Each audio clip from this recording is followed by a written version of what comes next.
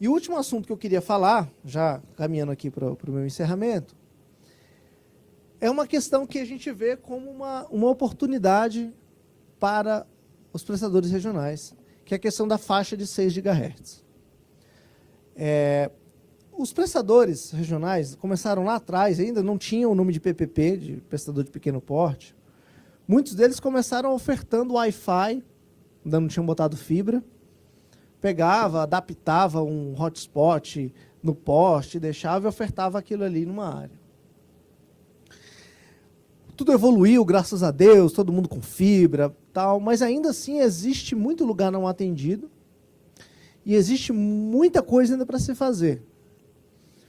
E assim como a Anatel, via leilão do 5G, deu muito espectro para as prestadoras, que inclusive pode operar o que eles chamam de FWA, que é a oferta de banda larga fixa por meio de uma rede 5G, a Anatel destinou a faixa de 6 GHz toda, 1.2 GHz de espectro, como espectro não licenciado para ser utilizado via Wi-Fi 6E.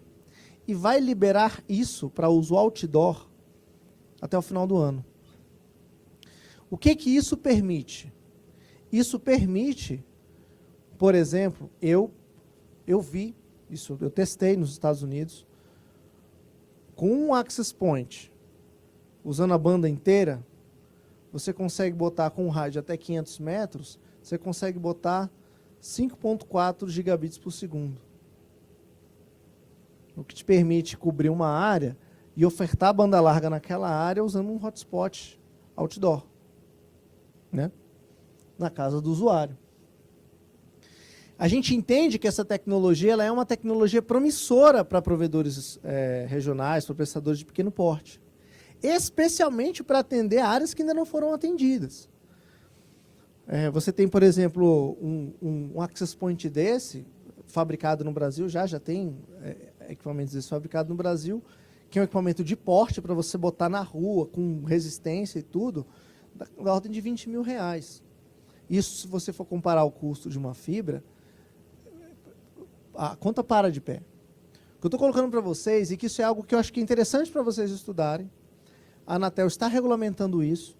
Semana passada eu estive num evento lá em Belo Horizonte, organizado por provedores, em que eles fizeram uma demonstração do uso de Wi-Fi 6E no estádio do Atlético, que eles cobriram o estádio com Wi-Fi 6E, e a gente conseguiu fazer download em 1.4 GB por terminal, lá, e assim, a gente está falando de tecnologia sem fio, em condições bastante interessante, que a gente espera ver, a gente está destinando isso especialmente para prestadores de pequeno porte.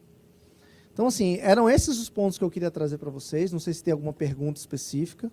Vai lá, Rudy.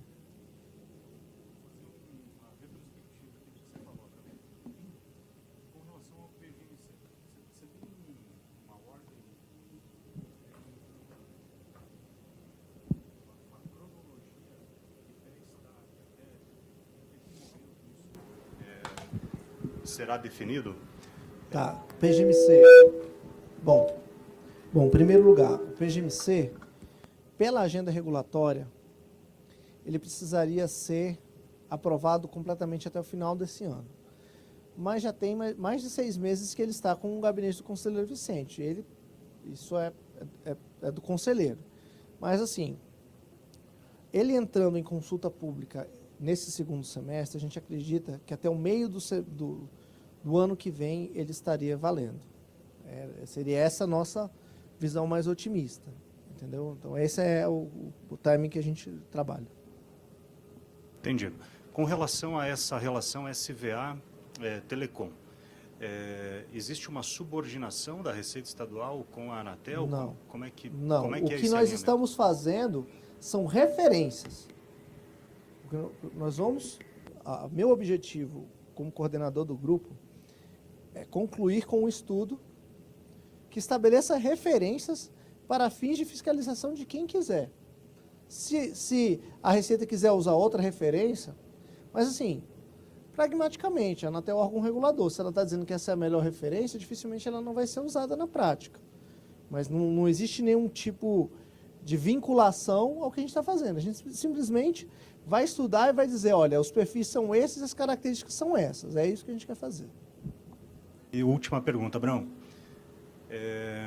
Com relação ao 6G, né, ao Wi-Fi 6, isso de certa forma não concorre com o 26 GHz na aplicação e não pode ter um conflito? A gente entende uma coisa muito importante. Não compete ao regulador criar escassez artificial. O que eu chamo de escassez artificial? Existe um insumo importante que tem demanda, está parado na mão do Estado. Essa é a pior alternativa. Qualquer outra alternativa é melhor que essa. Se alguém, uma empresa, entender que faz mais sentido, por uma questão de faixa, operar FWA, banda larga sem fio, com 26 GHz, ok? Agora, se ela entende que o Wi-Fi 6 é uma opção melhor e mais em conta, ótimo. O que eu entendo é que, especialmente no Brasil, que nós temos um modelo, uma estrutura de mercado bem diferente, na qual a maior parte da inclusão digital é feita por pequenas empresas, eu sempre tenho que buscar uma opção de menor custo. E nós entendemos que isso é importante, tanto é que a gente está travando uma briga grande, porque os maiores fabricantes e as grandes operadoras não concordam com a atribuição de tanto espectro para a faixa não licenciada. E é legítima essa discussão. Essa discussão está mundo afora, tá? A WRC, que vai acontecer em Dubai no final do ano, está uma briga se essa faixa vai continuar sendo, se vai ter alguma atribuição para móvel nessa faixa ou não. O que nós fizemos no Brasil vamos acelerar o processo, vamos defini-la como não licenciada por uma questão de política nossa. Entendeu? Então, isso é como a gente vê. Mais alguma pergunta, gente? Vai lá, Chuck.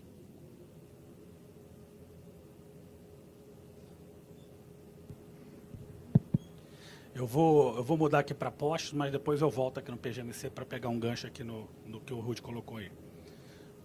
Quando a gente fala de operador neutro, sempre dá aquele calafrio, porque existem operações de rede neutra hoje, que têm, obviamente, interesses cruzados, né? Então, um operador neutro hoje de banda larga, ele vai lá e vende CTOE, ele vende instalação até o cliente, ele vende backbone, alguns exigem que você contrate backbone, né? Então, assim, a preocupação o operador neutro que está sendo pensado, inclusive, permitiria que uma Vital, uma Fibrasil, uma, sei lá, né, IHS, qualquer que seja o operador de rede neutra, entrar como um player desse negócio, não? Boa pergunta. Isso é uma das coisas que está em discussão.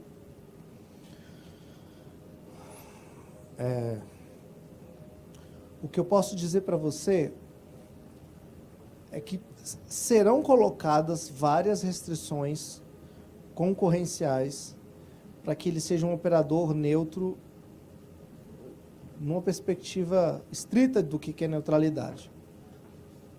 Entendeu? Mas eu não sei, ainda não está certo, quais que são todas as restrições. Até porque, quando você fala de um operador, você está falando de um cara que o negócio tem que parar de pé.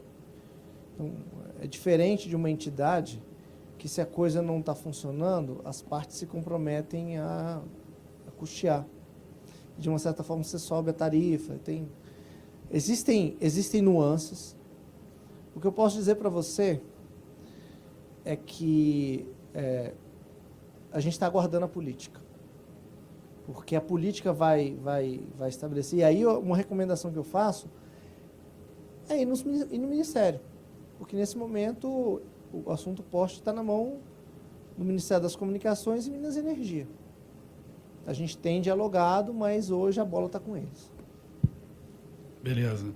Segundo ponto de postes ainda, antes do PGMC, o modelo de precificação vai ter uma consulta pública, né? Isso já foi externado aí, né? Para chegar ao melhor modelo, né? Porque hoje a precificação para os PPPs certamente é muito mais onerosa do que para os grandes, né? Eu arrisco dizer aqui que não tem nenhum PPP aqui cujo qual o poste não seja o segundo maior custo, né, na sua operação. E quando você vai numa empresa maior, ela está lá em quinto lugar, sexto lugar, né? Então, assim, esse modelo de precificação prevê uma cobrança por ponto de fixação, onde vários PPPs poderiam estar conectando ao mesmo ponto e pagando uma única vez, ou ainda que faça a conexão em um único ponto, seria cobrado individualmente cada um o valor do... A cobrança é por ponto do poste. O que se discute é um preço único para todos, e a ideia é que seja feito um modelo de custos específico, mas que desconsidere alguns fatores de custo do poste que não tem a ver com o telecom. Então, vai ser um modelo de custo em relação aos custos incorridos da operação de poste para telecom. Ou seja, o telecom não vai subsidiar coisas que já foram pagas pela tarifa de energia elétrica daquele poste. Entendeu? Então, esse debate desse modelo de custo ele está acontecendo. Já existe um conjunto de princípios a serem adotados nessa precificação. A nossa área de modelo de custos tem estudado isso profundamente e já chegou mais ou menos numa abordagem do que incorre e do que não incorre. Isso vai à consulta pública. Mas certamente haverá um tratamento para que não haja discriminação de preço, né? Que todo mundo pague igual. Essa é a intenção. Pessoal, desculpem a deselegância. Eu sei que o papo rendeu, mas a gente precisa dar continuidade na programação. Por favor, Balbino, se tiver alguma consideração final, rapidinho. Não, eu só queria agradecer e colocar que a gente está disponível. Assim, é um assunto, a gente sabe que sempre tem assuntos picantes. E dizer que a Anatel está sempre de portas abertas. A gente sempre diz que assim, é um prazer ter 20 mil regulados. Então, sim. Se isso existe é porque a gente tem obsessão por competição e é o que a gente está tentando fazer. E eu acho que isso faz, talvez, da nossa infraestrutura de telecom a melhor das nossas infraestruturas, se comparada com outros. Com certeza, a telecom no Brasil, na minha visão particular, é melhor que o saneamento, é melhor que o setor aéreo, é melhor que energia, é melhor que transporte, estradas, justamente porque tem muito mais gente fazendo. E gente que compete e que gera uma estrutura melhor.